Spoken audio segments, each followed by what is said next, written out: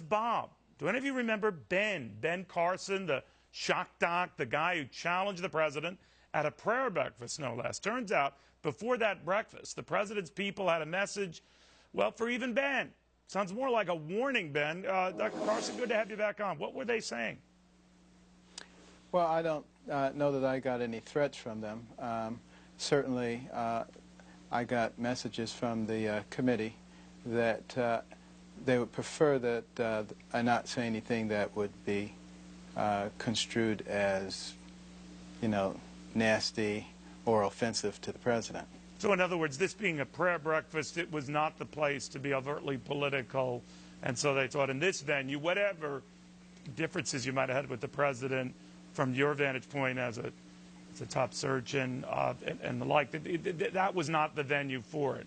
And that was their feeling. That was not necessarily my feeling.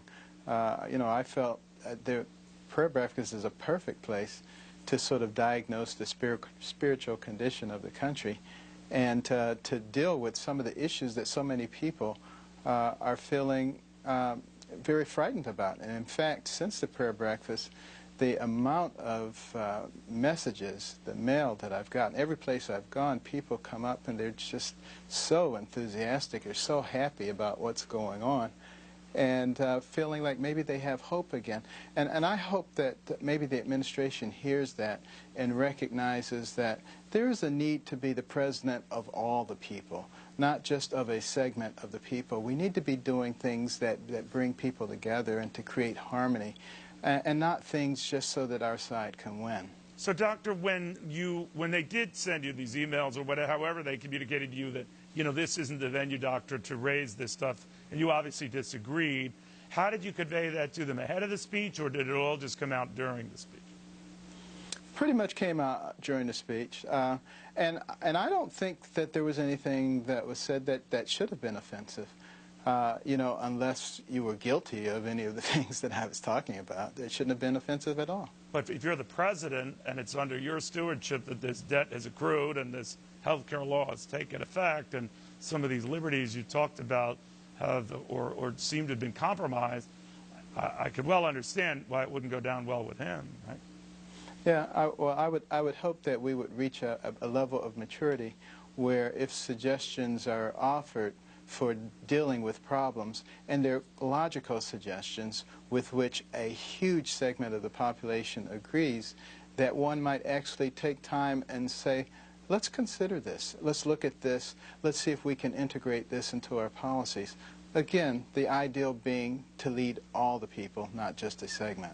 Doctor, while I have you here, in an interview with our Chris Wallace, Mitt Romney, the former Republican presidential candidate, had said regarding health care that he didn't grasp or appreciate the dimensions to which average Americans, I think by inference he was saying lower-income Americans and minorities were for it and embraced it and endorsed it and really strongly liked it, and that he just didn't sense the magnitude of that support. So in your position, what do you think of what he was saying and what he's admitting to now, that this healthcare law and some of this government intrusion, however you want to define it, is liked by a whole bunch of folks, more than Republicans seem to appreciate? Well, and I understand why they like it, because your health care is the most important thing you have, and it's frightening when you think it might be threatened.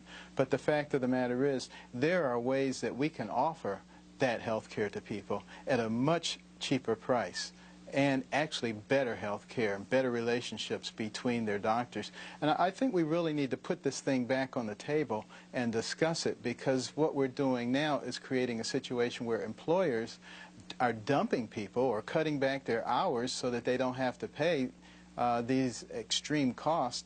This is not working out the way it was supposed to. It would be okay to simply say, this is not quite what we anticipated. Can we go back to the drawing board? And maybe this time, let's really be transparent. Maybe let's really get everybody involved in the discussion. I think it would make a big difference. I did get called by the administration a couple of times during the debate. And the first time, we were having a good discussion, and then I indicated that I was an independent, so that was pretty much it. And then I got a call a couple of months later. I guess they reconsidered, And I was teaching a class, and I couldn't talk at the time. And I said, maybe could we talk in 40 minutes? And, well, no, we can't talk in 40 minutes. So that was the end of that.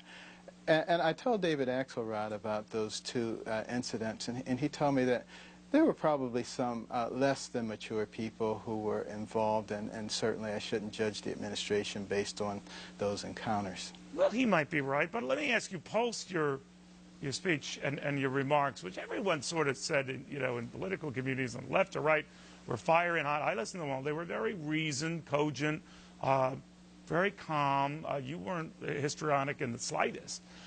You just called into question where we as a country are going, what our government is doing, this healthcare thing and how it's evolving.